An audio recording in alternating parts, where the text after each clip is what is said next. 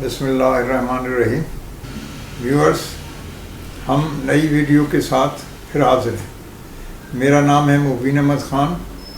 ज़िंदगी का सफ़र। सब दोस्तों को अस्सलाम वालेकुम और सबको आदाब। आज हम 1948 के वाक़यात बयान करने जा रहे हैं जो हमारे साथ हुए। तो सबसे पहले ये हुआ, 1948 में दो अहम वाक़यात रूनुमा हुए। एक वाक़या ये हुआ कि हैदराबाद दक्कन जो एक आज़ाद स्टेट थी, उसको हिंदुस्तान गवर्नमेंट ने उस पर हमला करके पुलिस एक्शन के ज़रिए से मिलिट्री हमला करके उसे ख़त्म कर दिया। ये ख़बर 2 दिन बाद हमारे गांव में आई। सितंबर का महीना था ग़ालिबन, या अक्टूबर का महीना था। हमारे गांव में आई तो जो थोड़ी बहुत मुसलमानों को उम्मीद थी कि हिंदुस्तान में एक ऐसी रियासत भी है जहाँ मुसलमानों को पनाह मिल सकती है, तो लोगों में मायूसी फैली। दूसरा वाक़यात ये ख़बर आई, ये उड़ने लगी ख़बर कि ज़िम्मेदारी सिस्टम ख़त्म कर दिया जाएगा। तो हमारे गांव में जो लोग रहते थे वो सब एक तज़ब्ज़ुब का शिकार थे, यानी परेशानी के आलम में थे।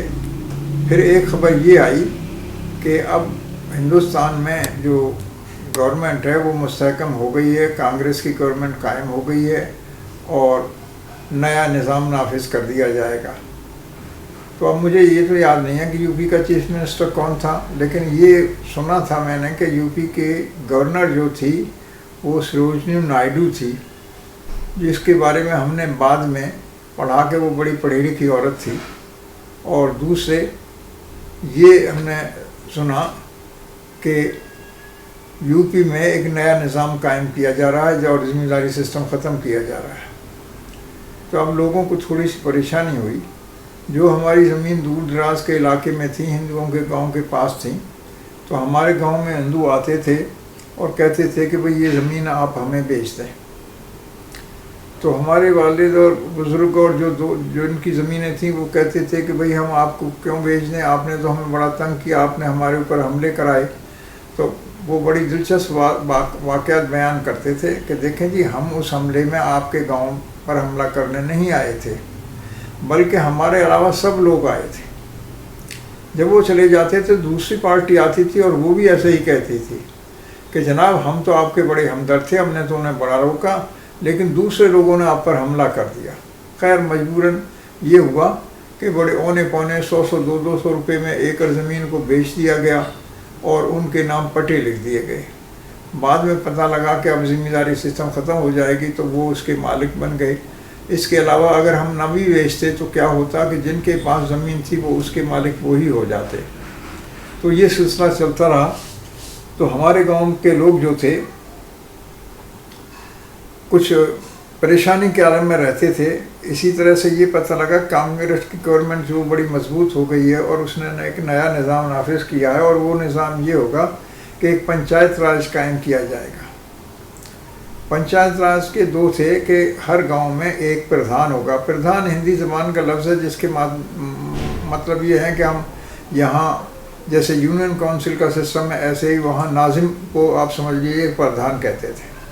हर गांव में एक प्रधान होता था और उसके हर महल्ले का या हर एक इलाके की आबादी का एक मेंबर होता था। इस तरह 12-13 मेंबर होते थे। और जो पिछड़ी हुई बरादरी थी, जैसे कि कुम्हार थे, भंगी थे, चमार थे और ऐसे लोग थे, उनके भी नुमाइंदे थे। 2-3 नुमाइंदे ऐसी पिछड़ी हुई जातियों के थे, जातों के थे, और कुछ नुमाइंदे कुम्हार और धोबी और गडरिए उनके थे, और कुछ राजपूतों के थे।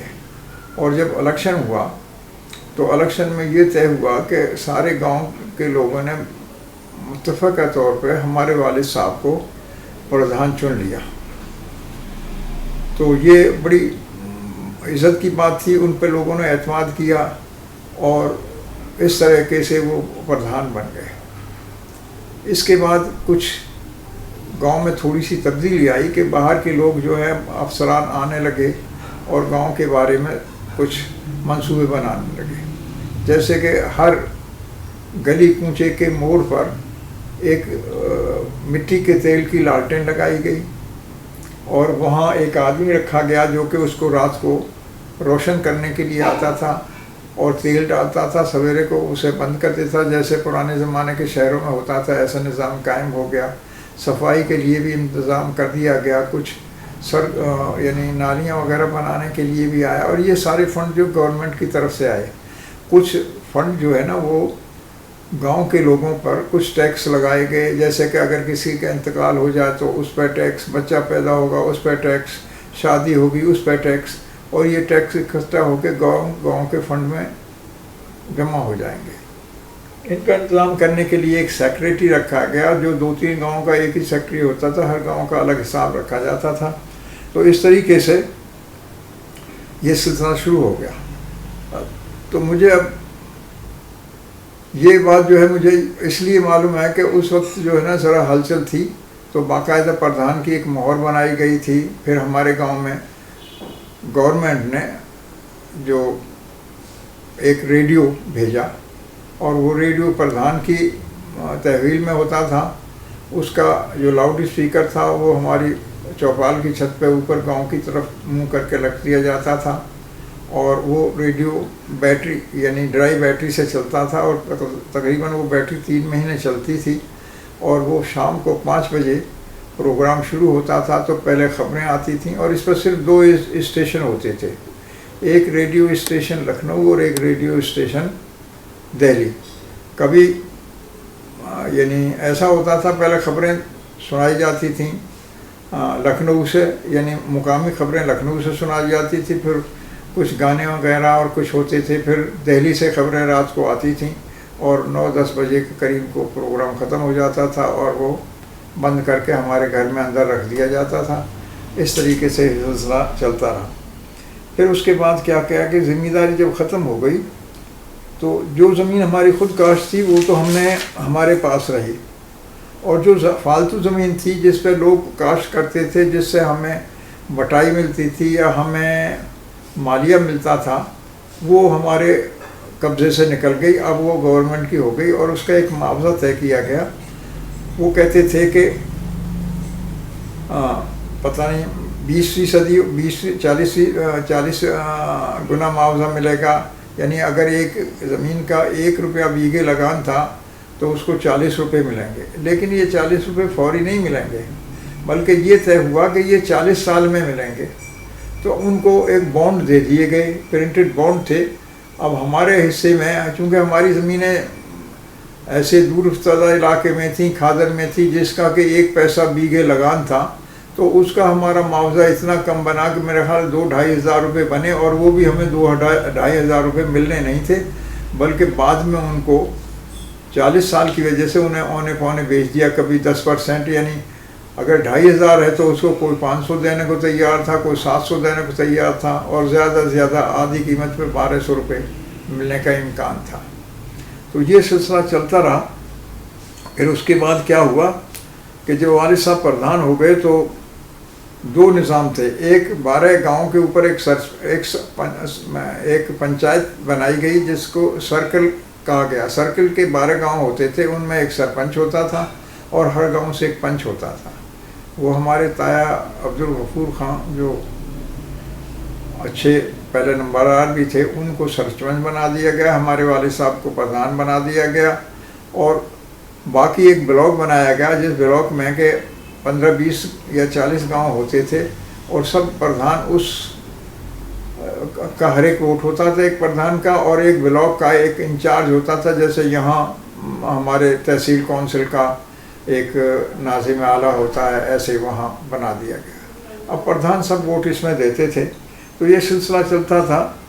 تو ہمارے بڑے بھائی چونکہ پاکستان آ گئے تھے اور ہم دونوں بھائی وہاں اکیلے تھے، تو اب ہماری کھیتی باڑی کا نظام جو تھا کوئی بہت اچھی طریقے سے نہیں چل رہا تھا۔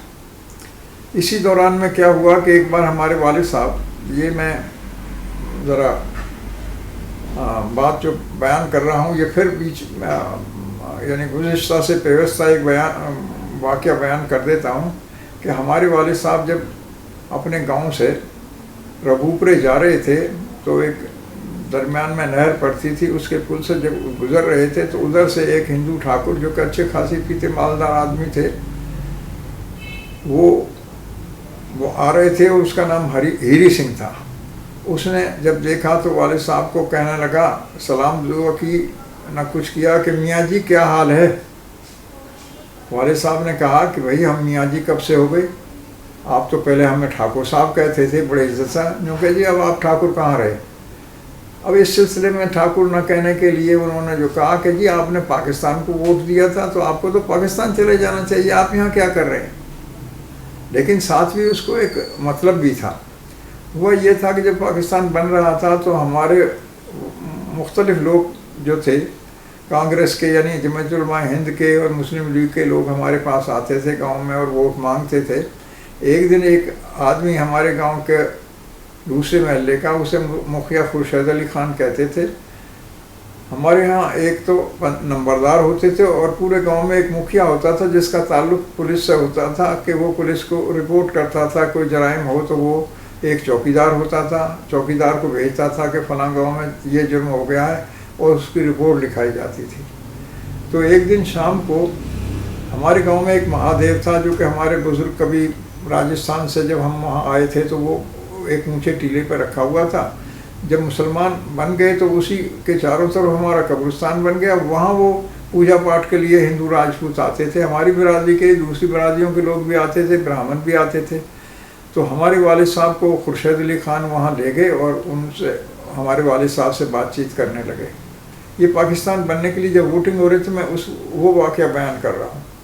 تو اس نے کہا، اس وقت تو بڑے احترام سے بولا کہ چاچا جی ٹھاکر صاحب آپ ہمیں ووٹ دیں کانگریس کو۔ والد صاحب نے کہا کہ دیکھیں میں اکیلا فیصلہ نہیں کر سکتا، بلکہ یہ واقعہ ہے کہ اور بھی لوگ میرے گاؤں کے ہیں، میں ان سے مشورہ کروں گا، پھر میں آپ کو بتاؤں گا۔ ابھی وہ گاؤں میں پہنچے شام کو، یعنی مغرب کے بعد پہنچے۔ تھوڑی دیر کے بعد یا اگلے دن یہ خبر پھیل گئی کہ عبدالحفیظ خان صاحب نے ہیری سنگھ ٹھاکر کو یہ وعدہ کر لیا ہے کہ وہ جمعیت علماء اسلام کو ووٹ دیں گے۔ جب یہ بات والد صاحب کو پتہ لگی تو وہ بڑے ناراض ہوئے، انہوں نے کہا کہ بھائی بات یہ ہے، اپنی علاوہ پہ اور بھی لوگ بیٹھے ہوئے تھے، کہنے لگے کہ میں اپنا ووٹ مسلم لیگ کو دوں گا، دوسرا کوئی آدمی جس کو چاہے ووٹ دے دے، مجھے اس سے کوئی غرض نہیں۔ لیکن کیا ہوا کہ ہمارے اس والد صاحب کے کہنے کے مطابق سارے لوگوں نے مسلم لیگ کو ووٹ دیا اور مسلم لیگ کا کینڈیڈیٹ جو ہے، یعنی صوبائی کینڈیڈیٹ بھی اور جو قومی اسمبلی میں کینڈیڈیٹ تھا وہ جیت گیا۔ صوبائی کینڈیڈیٹ کا تو مجھے نام یاد ہے، ان کا نام غالباً خورشید علی خان تھا یا کچھ اور نام تھا، وہ ہمارے گاؤں سے تھوڑی دور کے رہنے والے تھے اور ان کی بڑی ذمہ داری تھی، تو اس طریقے سے وہ جیت گئے۔ اب جب اس نے یہ بات کی تو اس نے کہا میں نے آپ سے اس وقت کہا تھا نا کہ آپ پاکستان کو ووٹ دیں، ہندوستان کو ووٹ دیں اور پاکستان کو کے حق میں ووٹ نہ دیں، تو آپ نے نہیں دیا تھا، اس لیے اب آپ کو یہاں رہنے کا کیا حق ہے؟ آپ مسلمان ہیں اس لیے میاں جی بن گئے، پہلے ہمارے بھائی تھے، آپ راجپوت تھے، اس لیے ہم آپ کی عزت کرتے تھے، ہم اب آپ کی عزت نہیں کریں گے۔ واپس آئے والد صاحب اور بڑے برداشتہ ہوئے اور انہوں نے سوچا کہ بھئی اب یہاں رہنا بڑا مشکل کام ہے، لیکن اب پردھان بن گئے تھے۔ اب اس نے ادھر ادھر سے کہلوانا شروع کر دیا کہ یہ بلاک ڈیولپمنٹ کا جو چیئرمین کا انتخاب ہوگا اس میں آپ مجھے ووٹ دیں۔ والد صاحب پہلے ہی اس سے بھرے بیٹھے تھے، انہوں نے کہا میں نے تو ووٹ اسے نہیں دینا، بلکہ آپ کے پاس پڑوس کے گاؤں کے لوگوں کو بھی جو مسلمانوں کے گاؤں کے ان سب کو کہا کہ اس حالانکہ یہ میری برادری کا آدمی ہے پر اسے ووٹ نہیں دینا ہے۔ تو اس کے نتیجہ کیا ہوا کہ وہ الیکشن میں ہار گیا۔ تو یہ سلسلہ چلتا رہا اور اس طریقے سے کچھ ہمارے ساتھ دوسرے ہندوؤں کی کچھ دشمنیاں بھی چلتی رہیں، چھوٹی بہت، کچھ لوگ ہمارے حق میں بھی تھے، تو یہ ہم وہاں موجود رہے۔ اسی دوران میں جیسا کہ میں نے پہلے بتایا تھا کہ میرے بڑے بھائی پاکستان آ گئے تھے اور میری ہمشیرہ جو کہ جن کے خاوند نوشیرہ چھاونی میں تھے اور میرے بھائی کی بیوی وہ ہمارے ساتھ ہی تھیں، تو انہوں نے ایک پرویٹ، اور جو میرے چھوٹے بھائی تھے ان کی بیوی جو مجھ سے بڑے بھائی تھے ان کی بیوی پاکستان آ گئی تھی اپنے گھر والوں کے ساتھ۔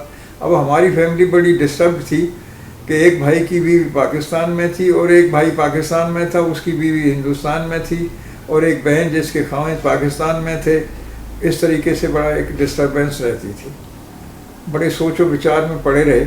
इसी दौरान में क्या हुआ कि हमारे बहनूर साहब जो कि नौशेरा छावनी में थे, उन्होंने एक अपने अफसरान को दरख्वास्त दी कि ऐसे ऐसे मेरी फैमिली वहाँ रह गई है, मेरे बड़े भाई की बीवी और मेरी बीवी हिंदुस्तान में है और मैं बुलाया जाए। उनके परमिट बन के चला गया, बन के हमारे गांव में आ गया। हमारे साहब ने फ़ौरन ही एक अपने भांजे को यानी मेरी फूफाजाद भाई को तैयार किया कि वो उनके साथ, उनका था एक, कहा था कि मेरे एक भाई का नाम शौकत है, वो आएगा। वो शौकत साहब तो तैयार न हुए, एक दूसरे भाई हमारे फूफाजाद भाई थे इकराम खान, उनको तैयार किया। वहाँ कोई फ़ोटो तो होता नहीं था। उन्हें दिल्ली जाके एक टिकट ख़रीदा गया, हवाई जहाज़ का 3 टिकट ख़रीदे गए, उन्हें वहाँ से लाहौर भेज दिया गया। उन दिनों वाल्टन में एयरपोर्ट था, जहाँ आके उतरे और हमारे भाई उन्हें ले गए अपने साथ। तो इस तरह उनका नाम इकराम अली ख़ान था और वो यहाँ रहे। बाद में हमारे भाई ने क्या किया, कुछ दिन के बाद, 5-6 महीने के बाद, उन्हें अनऑफिशियल तरीके से ये लिलियानी के पास से बॉर्डर पार करा दिया और वो पाकिस्तान से हिंदुस्तान चले गए। तो ये सिलसिला जारी रहा। अभी हम पाकिस्तान आने के बारे में सोच नहीं रहे थे, लेकिन अब मसला ये कि हमारी फैमिली एक डिस्टर्ब फैमिली थी। गांव वाले ये कहते थे आप यहीं रहें, लेकिन हमारे वाले साहब जो है ना, एक तो हिंदुओं की मुखालफत की वजह से और दूसरा ये है कि अपनी फैमिली की वजह से कि हमारे साथ क्या होने वाला है, कि हम कैसे रहेंगे, अब बच्चे कैसे पढ़ेंगे। हमने पढ़ना छोड़ दिया था। इसी दौरान में एक और सिलसिला हुआ कि हमारे गांव के पास भाईपुर में एक स्कूल था, वहाँ के एक टीचर आए और उन्होंने कहा जी आप हमें बच्चों को क्यों नहीं पढ़ाते हैं। उसने कहा भाई उर्दू मीडियम ख़त्म हो गया, हमारे बच्चों ने उर्दू मीडियम में पढ़ा था, तो हम आपको हम वहाँ कैसे भेजें। उसने कहा जी हम उर्दू मीडियम भी पढ़ाएंगे, हालांकि ऑफिशियली कोई इंतज़ाम नहीं था।